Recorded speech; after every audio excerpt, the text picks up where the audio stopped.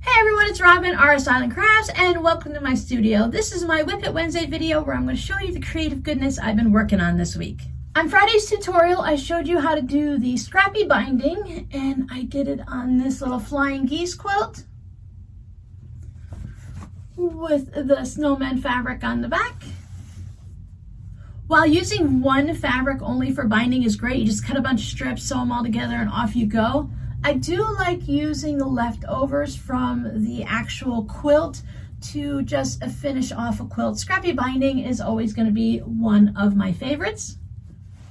Over in my Patreon group, which is linked down below in the description box, I'll be putting a video up describing what Patreon is and everything in the near future, or maybe not until the new year, but coming soon-ish. There will be a really in-depth video describing what Patreon is and everything.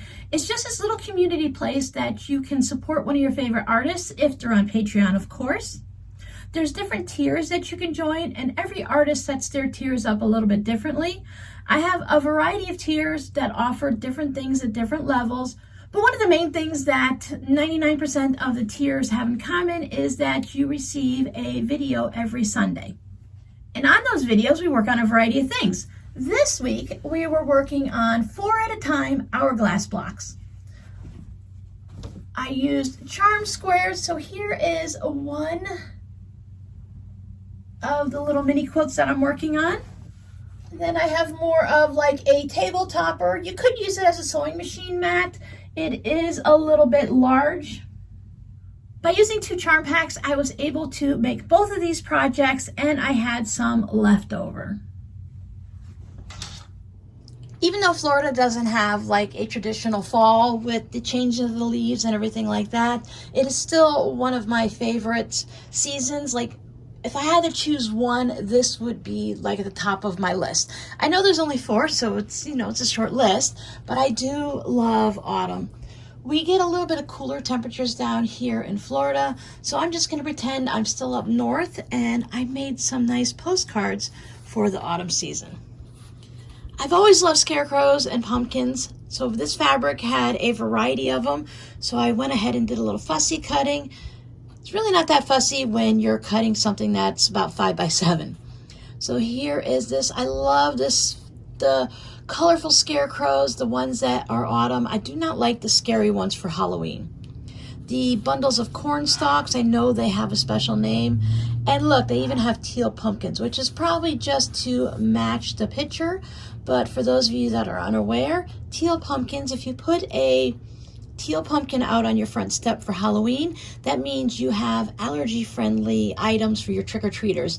There are usually things like stickers, water guns, non-food items, so that those kids with allergies still get something nice when they're trick-or-treating. Totally selfish, I am keeping this one for myself. Here is more of the fabric. The old truck. We have always had old trucks in our family. Sunflowers and everything, so I just love everything about it. Here's some more of the fabric that I just went ahead and pieced together with some more scraps of the leaves. And then I just had some scraps of fall fabric in my little autumn bin, so I have this one. And here's some of those pumpkins with the gold on them. I just went ahead and paired it up with something from my brown scrap bucket. Just some nice light colors. I thought maybe this was like the wind with the leaves and such. There's another piece, so I just pieced it in where I could. Some feathers that I picked up at Joann's a year or so ago. And then I just went purely orange with this. And here's some more of the gold coloring. Now this is one of my favorite ones with the gold coloring, because with these, it's like dyed into the fabric. So it's not that metal that's on top that makes it difficult to use when you're trying to iron and stuff like that. So while they're still scrappy cards, and I did get to do a little bit of the quilt as you go and a little fun stitching, I did a little fussy cutting, but they're not like totally scrappy crazy. And I really enjoy doing this when you just bring a few of the different fabrics in. Sometimes it works great, sometimes it doesn't, but this one is going up on my wall. And then I made this one from my gray scrap bin, trying to lean towards some reds. I started out with the Mickey and the beer, and I just thought they were fun. I brought in a little violin. This is raindrops that you can barely see. Now for this one, it's not sewn down. I just layered everything up, and on the back of it, I put some thin strips of a lightweight fusible interfacing just to hold it in place while I stitch down all my diagonal lines. Well, we're talking about fabric postcards. I want to show you one I received in the mail this week. This is a dragon. He's got all kinds of things. He's making s'mores. He's barbecuing stuff. He's burn on his little hat there. I love the green on the background. I've almost finished my Primitive Gatherings Primrose pin cushion. So I have everything stitched down. I stitched the front to the back, and now I just need to close it up.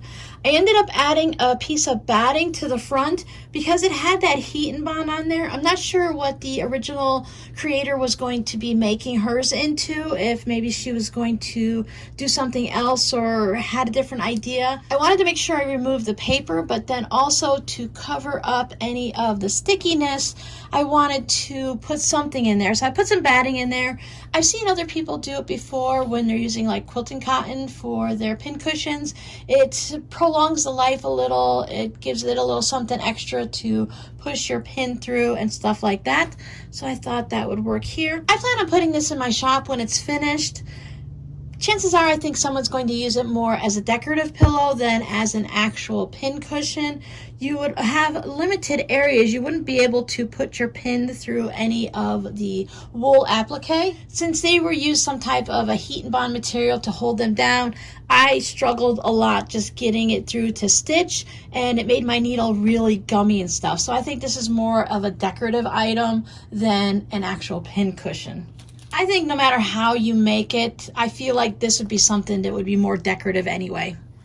So for this Friday's tutorial, you are going to be seeing a Quilt As You Go scrappy hot pad or pot holder. Now this version is more like a hot pad. It's a little bit thicker and stiffer. This one has all cotton batting, and this one is more of a pot holder, and I used, can you hear it in there, the Insulbrite? Some fun colorful polka dots and a little bit of a boho look. I have all my fabrics chosen for the one that we're going to do on the video, and as you can see, it's going to have a purple theme. Picking fabrics to use for tutorials can be a little bit of a struggle. It's really great and easy if I have a charm pack, like I did for the Hourglass projects that I worked on with my patrons. Just like flying geese and half square triangles, there are a few different ways that you can do the hourglass blocks, so I thought that would be fun. But choosing the fabrics for this was so simple because I just had two charm packs that were holiday themed, and they worked really well together. I could choose some of the fabrics from each of the charm packs, but I couldn't tell you specifically which ones went with which pack.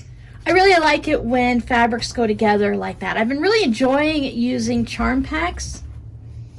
I've used them before in the past, and I've always enjoyed them. It just makes things so easy when you know everything is going to go together. So no matter what project you do, everything is going to look nice together. Due to the different techniques we were doing over on Patreon, I do have some leftover hourglass. I have some smaller versions, or I should probably call these medium, because I have even smaller ones. I'm not sure what I'll do with those, but I think I will take these and turn them into a zipper pouch or two. I said holiday charm packs enough. Let me actually tell you what I used. I used Aurora by Kate Spain, and I used Little Tree by Layla Boutique. Both of them were nice. They had the 42 squares in it. I really like when they have 42 versus 40. I could bring in some aquas and some of the different greens, and definitely reds and blacks. So we'll see. This is probably going to end up in my block stash, and I'll figure something out with all of them at a future time. Sometimes when I'm feeling creative and I don't have a project in mind, I'll just pull out the blocks, the things that have already been sewn, and see what I can do with them to turn them into something. So the bigger ones are 4 inches and the smaller ones are 2.5 inches, and 2.5 inches is really easy to turn into a zipper pouch. I thought I saw a thread. So they're really easy to work with. The 4-inch ones are nice because they are larger and I can turn them into something. If nothing else, maybe they can just get a little border around it and be turned into a coaster. Or 4 of them together, they can become a pot holder or a hot pad. So one of the things I'll be working on for next week is to get these all quilted. I have them pin basted. I haven't marked any quilting lines yet. I'm thinking just along the lines of some wiggle squiggles, just to do the little, take a straight stitch and just kind of move it around and give it that waviness. I think that'll work really well. I like the little movements in the stars, and winter projects are great because it gives it that look like the wind blowing and the snow falling and stuff like that. So both of these need to be quilted, and I need to figure out binding for them. I know I don't have enough of this fabric to bind them, so I'll see what I can come up with and maybe just do something scrappy to match it. If I had enough white fabric, white going around it would be great for the binding. So maybe I'll just do a little online shopping and see what I can find.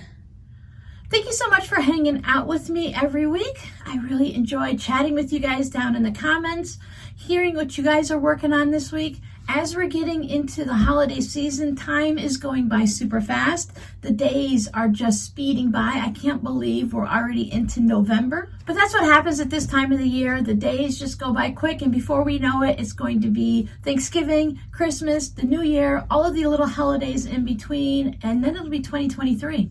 I do find it a little bit helpful that even though the end of the year goes by super quick, for me, the beginning of the year is just a nice moderate pace. We've gotten past all of the holidays, so now we can just kind of settle down and figure out our year. I know I'll be here next year, and I hope all of you join me too.